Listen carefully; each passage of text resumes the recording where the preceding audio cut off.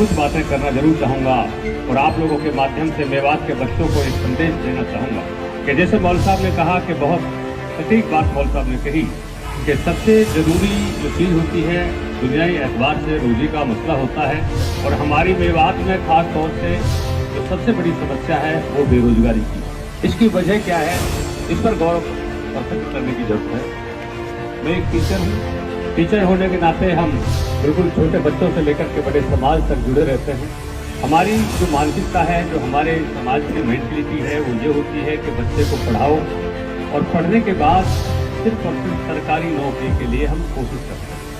हम तो सब लोग ये मानते हैं कि पढ़ कर के हमारा बच्चा एक सरकारी नौकर हो, पहली प्रायोरिटी ये होती है कि सिर्फ नौकर बनाने की बात होती है, उसको मालिक बनाने की बात नहीं है। मैंने एक तजुर्बा किया है और आप सब लोग इस बात को मानेंगे कि मेवात जिस चीज़ के पीछे पड़ जाती है बस हाथ धो करके पड़ जाती है। अभी एक नया ट्रेंड चला है कि बच्चा चाहे 60% नंबर ले +2 में, मैट्रिक में, उसको साइंस स्टार्ट। मेरे बहुत सारे जो हम उम्र हैं वो बैठे पढ़े लिखे लोग। एक जमाना था कि साइंस गांव में से 1-2 बच्चे लिया करते थे, साइंस के लायक।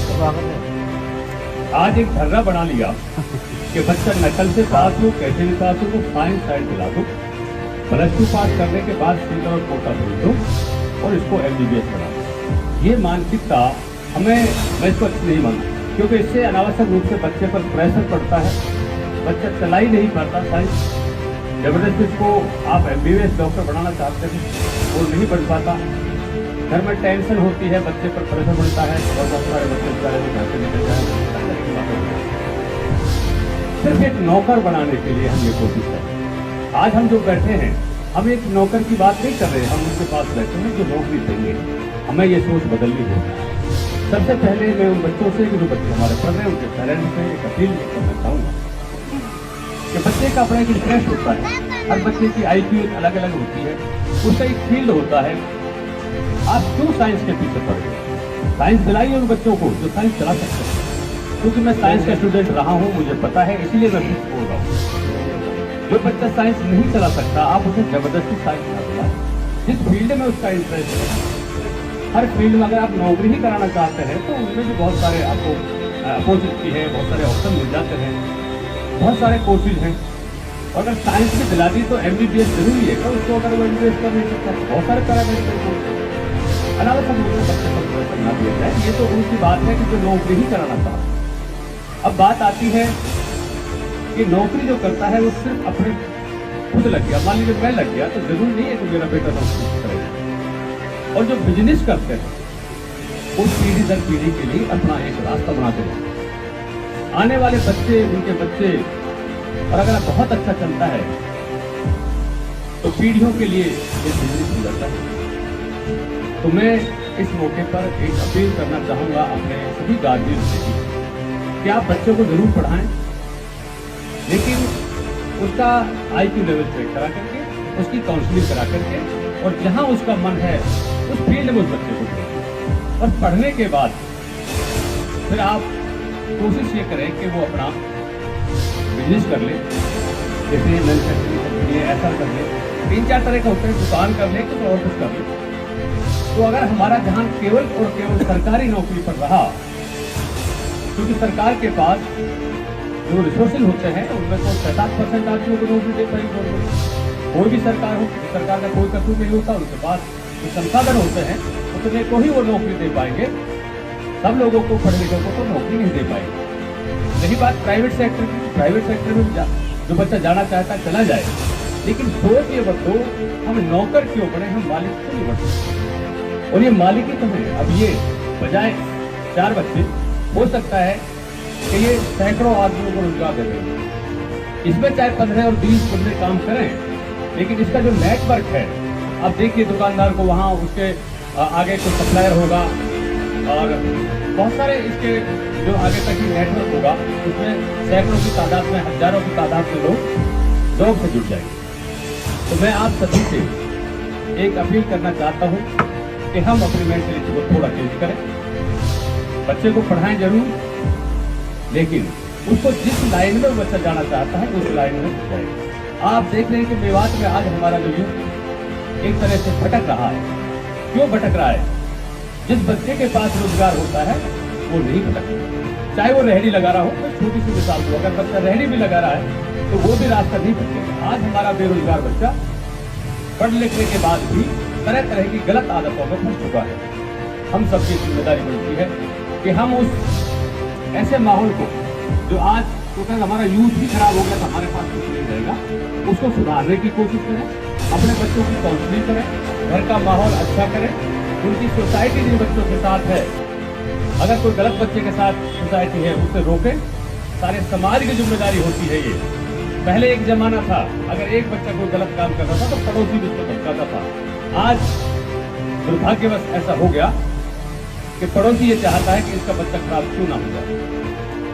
दोबारा से आपको उस धरने पर आना पड़ेगा।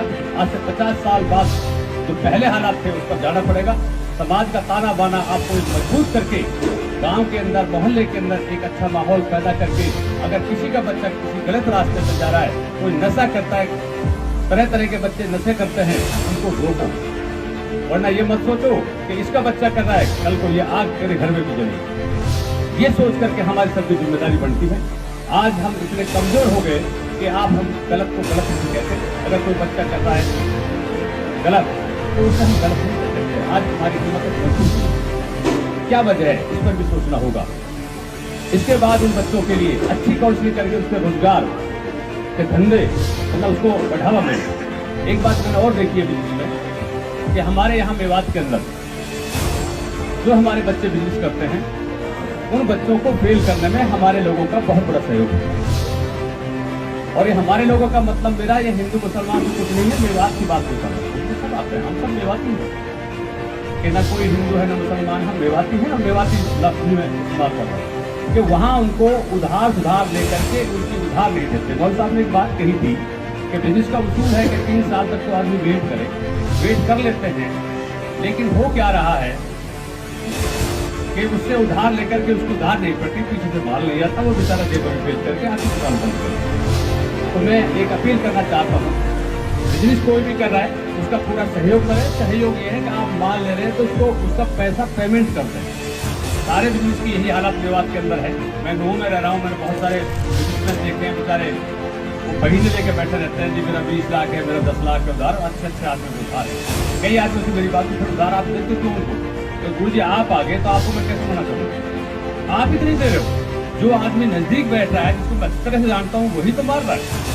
तो प्लीज मैं आपसे अपील करता हूँ, इन बच्चों का, किसी भी बच्चे का, ये ओवरऑल में बात कर रहा हूँ कि उनके बिजनेस को बढ़ावा देने के लिए उनको कम से कम ये तो सपोर्ट कर दो, माल जो लिया उसका पैसा। तो ये मैं ज़्यादा बातें ना करके मैं सिर्फ यही बात कहना चाहूँगा कि हमारा जो यूथ है, हमारे जो नौजवान बच्चे हैं, बच्चों बिना कमाए पार नहीं पड़ेगी, कमाना तो पड़ेगा। और गलत लाइन छोड़ करके सही लाइन पर आ जाइए। बहुत सारी जगह बच्चे गलत काम में जा करके अच्छा पैसा कमा लेते हैं, वो पैसा नहीं है। अगर वो आज खुश होते हैं इस बात को, गलत तरीके से आपने जो पैसा कमाया है वो दोनों जहां में डूबेगा। ना आखिरत में आपको चैन मिलेगा, ना दुनिया में कभी चैन मिलेगा। खुश हो लेता है साल, 2 साल, 4 साल, बस इससे ज्यादा उसकी म्याद नहीं होती है। म्याद होती है हक हलाल के पैसे। इसलिए आप हक हलाल के कमाने की कोशिश करें, गलत कामों को छोड़ दें और जिस तरह से इनसे इबरत हासिल करें कि इन बच्चों ने हिम्मत करके देखिए कहीं जॉब किया, काम सीखा। मैं बहुत देर से इनके साथ था और मैंने देखा इनको पूरी नॉलेज है, और जब तक किसी काम की नॉलेज नहीं होती वो काम सक्सेस नहीं होता है। तो मैं दोबारा से आप सभी को, पूरी कंपनी को अपनी तरफ से तहे दिल से मुबारकबाद देता हूँ। आप लोग सब इनका हौसला बढ़ाने के लिए आए हैं। आप सभी का बहुत बहुत शुक्रिया। जय हिंद।